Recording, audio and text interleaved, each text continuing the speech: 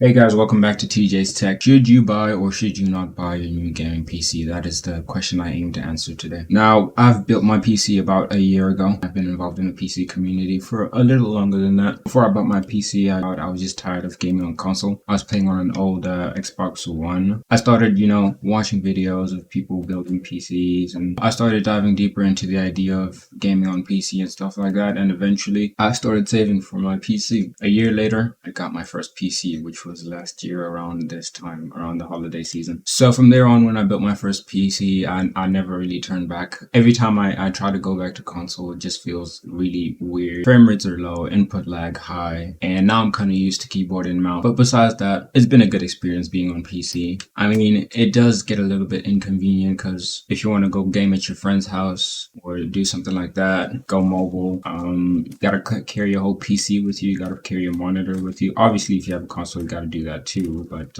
on console it's a little bit easier because the console is designed to be smaller and stuff like that. I feel like I've also gotten better at games, and I think that's due to the fact that I changed the keyboard and mouse in some of my games, and also because I don't know, it just feels easier to improve on PC because you got things like mods in some of your games, some features that aren't available on console, dynamic frame rates and stuff like that. So it's just the place to go if you want to get better, or if you want to get into content creation and stuff like that. There's much more you can do because it's a computer. It's not just like a gaming console, If that sounds appealing to you, then PC is definitely for you. And another thing that was a little bit advantageous to me. So like I said, I was gaming on Xbox. A lot of my friends are also on Xbox. But the interesting thing is Xbox is created by the same company that makes Windows, right? So you got things like Xbox Game Bar, Xbox Game Pass on PC. So for me, it didn't feel like a foreign environment going into PC. It did not at all. I had to get used to a few things, but it did not feel like a foreign environment at all. It felt like home, and that's a benefit if you're coming from Xbox, because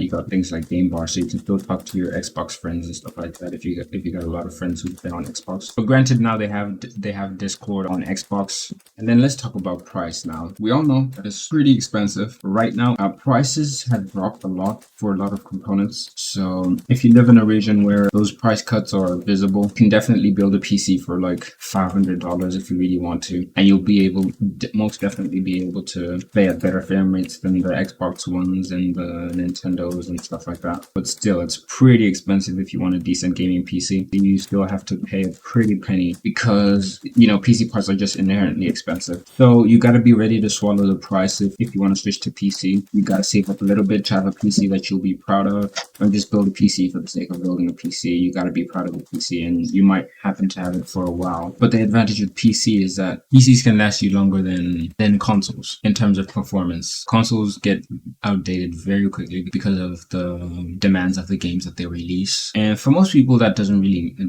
matter. You don't notice the difference. But if you really value your gaming experience and stuff like that, that might matter to you. But my point is that PC parts are expensive inherently, and you got to be able to build a PC that you'll be proud of for the next few years that you're going to have it. And then let's talk about an important topic: pre-builts versus custom builds. So you can either build your PC yourself or have it built for you by someone else, maybe someone you know, or you could just buy it pre-built from somewhere. So pros and cons. Pre-builts, you usually get warranties and stuff like that, unless you have it built for you by a friend or something like that. You usually get a warranty, so if the PC doesn't run the way you want it to, or it's not performing at its base capability, you can just return it, maybe get a new one. But if you bought all the parts new, which I recommend for a first builder, if you buy all your parts new, then you can just replace the parts that you think are defective. So the advantage with a custom build is that you have control over each of the parts individually, and with a pre-build, it's the PC as a whole. In some instances, you're not even allowed to open up the PC, otherwise you void your warranty, and your warranty only lasts for a specific time. Usually, I think it's like 12 months. I don't know. Some go up to like 24 months. Yeah, but it just depends on where you buy it. But my point is that you got to consider the idea of warranties if you're scared that your PC might not work. But in some instances, if you're very careful about it, it will almost definitely always work. So that should be the least of your concerns, but it should also still be a little bit of a concern. Be aware that there is the potential of defects in your PC parts, but that's very rare in my opinion. So just to consider the pros and cons. The pros of building your own PC: you get to build it however you want, make it look however you want, it can be as beautiful as you want, blah blah blah. And pre-builds, sometimes they don't look as appealing, but the performance is still there. They try to cheap out in some areas to make a little bit more profit in the pre-building industry. But you know, it's a business at the end of the day. Whichever feels right with you, pre-built or custom build, just go for it. And then let's talk about gaming, the gaming experience, because that's what it's all about at the end of the day, right? I talked briefly about it before at the beginning of the video that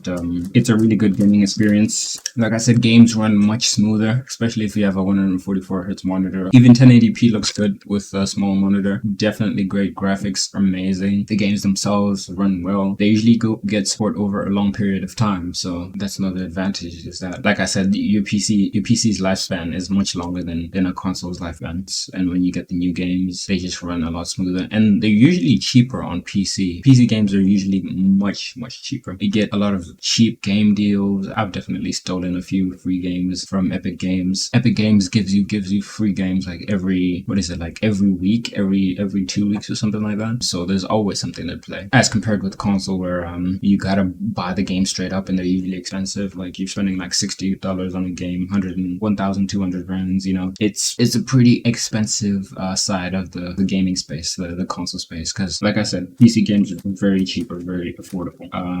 And you can also get games free through alternative means. I'm not going to specify what they are. If you know, you know. You can get some games for completely free. So that, in my opinion, is how I've experienced PC gaming up until this far. But let me know what you guys think in the comments, and also like the video. And there's another video here you can check out where I'm showing you my PC gaming setup. Yours doesn't have to necessarily be like that. It can be a lot more simpler than mine. I definitely started a lot more simpler.